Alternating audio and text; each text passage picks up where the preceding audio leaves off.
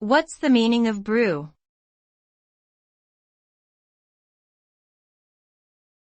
Brew.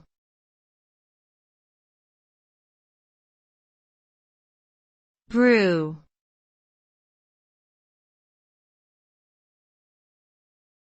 Brew.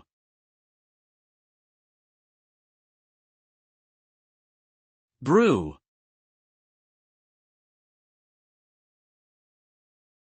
The term brew has various meanings depending on the context, but it generally refers to the process of making a beverage, typically involving boiling water with ingredients like coffee or tea leaves.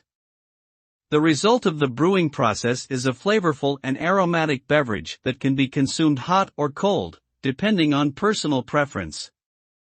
Other uses of the term brew include the production of alcoholic beverages like beer and the creation of herbal remedies through steeping herbs in hot water.